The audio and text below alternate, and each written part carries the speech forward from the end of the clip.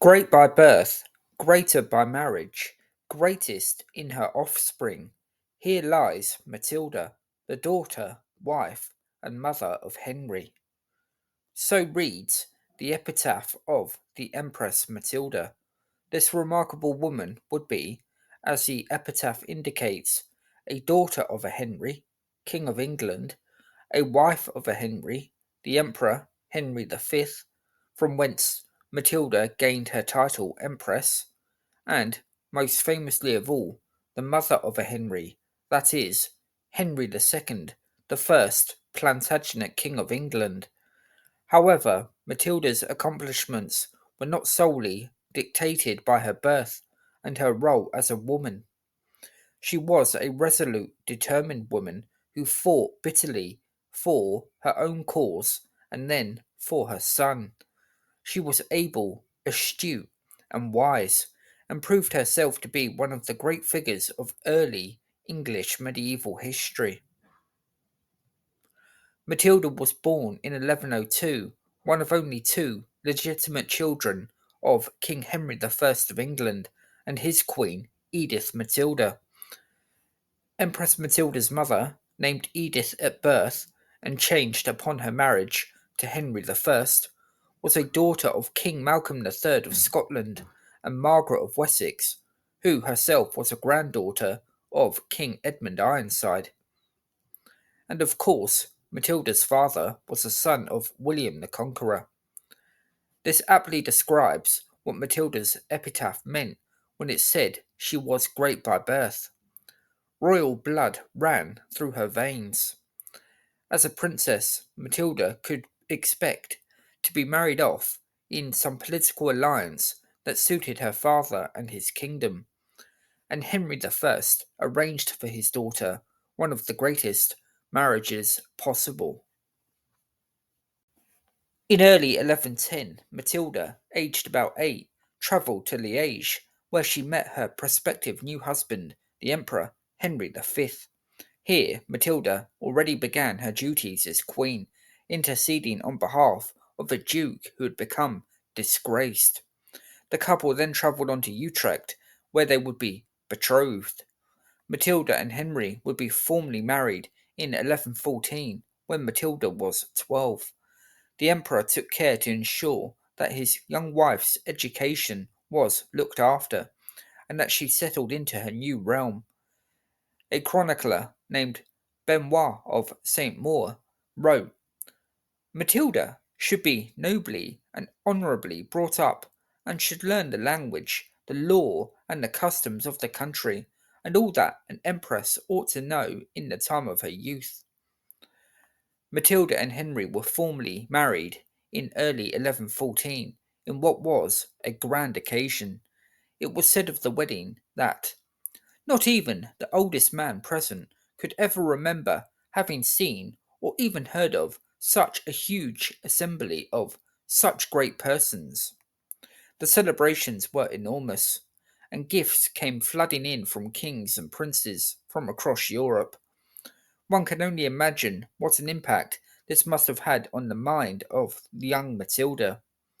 After her husband's death in 1125, Matilda would continue to use the term empress, and she was described as being haughty and arrogant. But given these early experiences, even if she were arrogant, it is perhaps excusable. During her time as empress, Matilda gained valuable political experience, and despite still being a young woman only in her early 20s at the time of Henry's passing, she would have been well acquainted with the ways of the medieval world, far more perhaps than many royal women far older than her. After the death of the emperor, Matilda was in something of a limbo. She could, as her father requested, return to the court of the English king.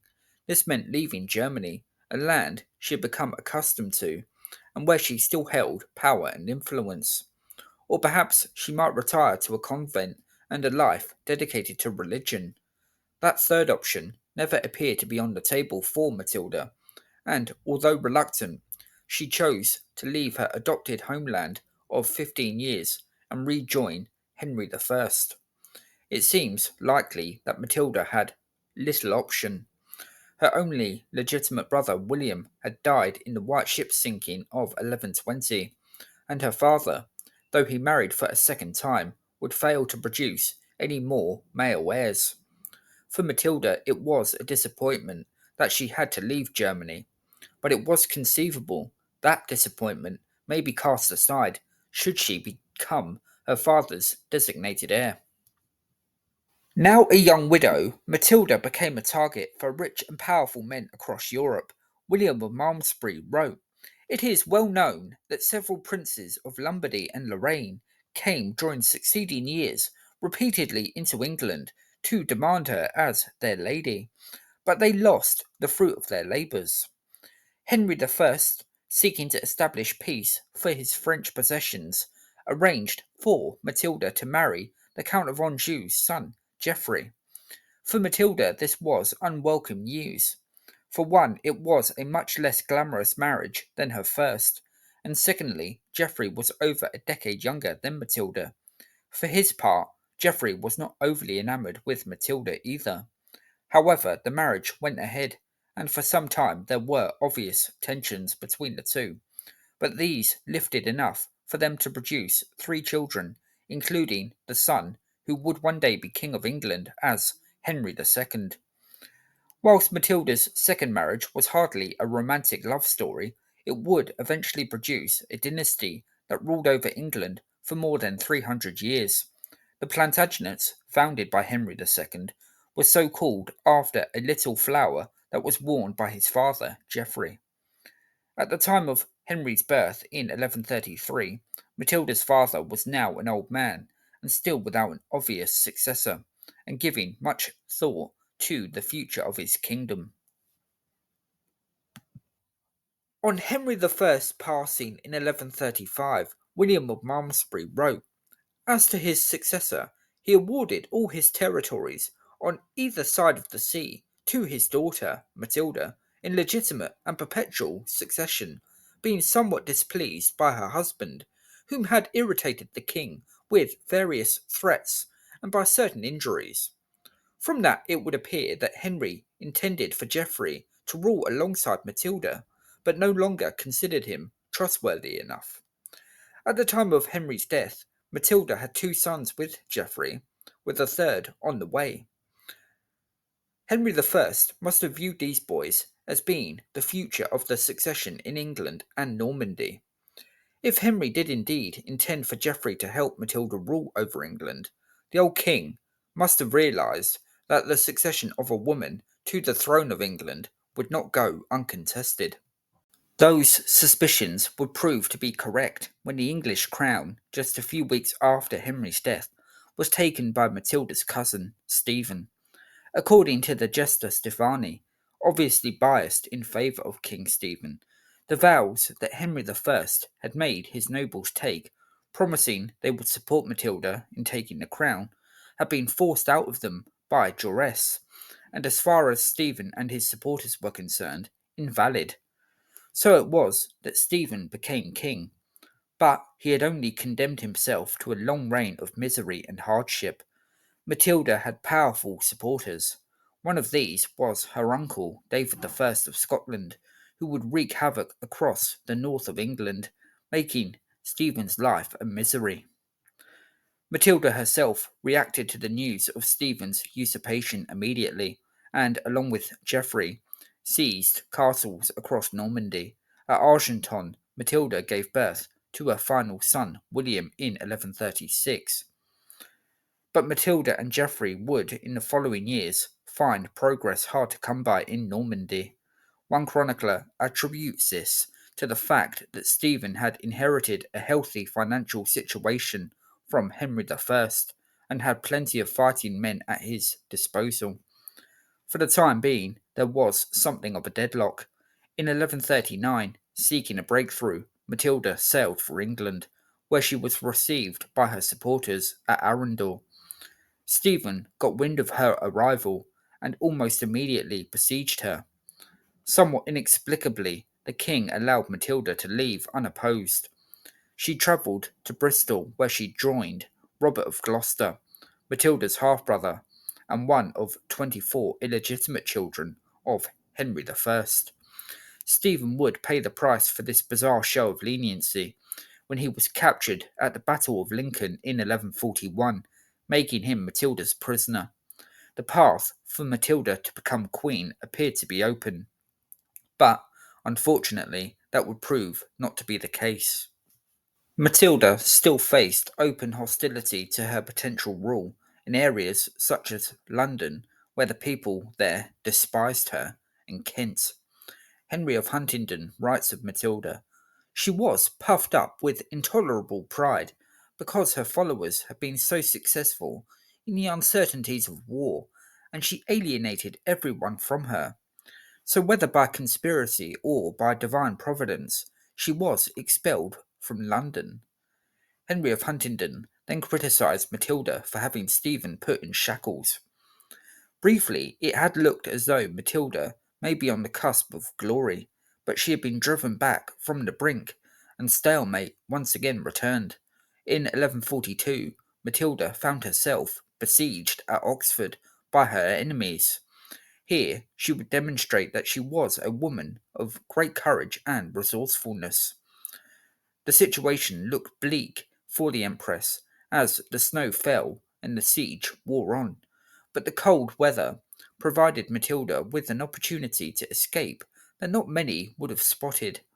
Accompanied with only 4 knights, Matilda dressed herself in all white and slipped out of the castle, camouflaged in the thick snow. Remarkably, she escaped out of the clutches of her enemies.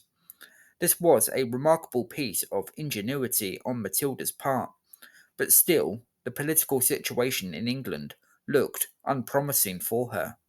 Stephen had had to be released after Robert of Gloucester, with whom Matilda could not do without, was also captured, and a prisoner exchange was arranged between the two sides. Across the Channel there was better news as Geoffrey stormed Normandy and eventually conquered it all by 1144. Geoffrey and Matilda granted Normandy to their son Henry in 1149, and Geoffrey would die unexpectedly a couple of years later in 1151, aged only 38.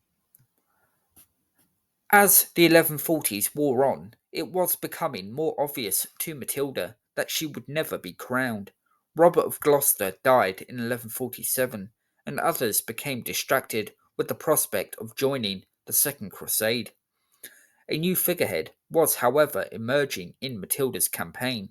That was Henry, who led a couple of rather naive expeditions into England on his mother's behalf. Henry was woefully underprepared to launch such a campaign, given his age and the numbers of men available to him. But his energy, vigour, and obvious courage seemed to lift the mood of an otherwise depressed country. And perhaps even King Stephen realised this. It would not have been difficult for him to capture Henry and have him executed, but this never came to pass. Instead, after years of civil war, it was agreed at the Treaty of Wallingford in 1153 that it would be Henry, not Matilda, who would take the crown. Stephen would keep the throne until his death, which would come the following year, disinheriting his son Eustace in the process. When Henry returned to her, Matilda was described as being overjoyed at what her son had accomplished and the prospect of him becoming king. But it must have been somewhat bittersweet for Matilda, the rightful heir of Henry I. But her long years of hard work and toil had finally paid off, with the crown going to her son. Although she would never know it, the legacy that she would leave would last for centuries. By the time of Matilda's death in 1167, Henry II had already established himself as one of the mightiest and most imposing kings in all Europe. In the years prior to Matilda's death, she attempted to cool the escalating tensions between Henry and Thomas Becket, using all the guile she had learned in more than half a century of being politically active. Henry would turn to his mother for advice often, and Matilda guided him as best as she could. Her supposed puffed up and arrogant nature is said to have eased somewhat in her final years, but one chronicler, who met Matilda not long before her death, still described her as being of the stock of tyrants. From that, we can deduce that Empress Matilda was a strong willed woman, more strong willed than many at the time were prepared to bargain for.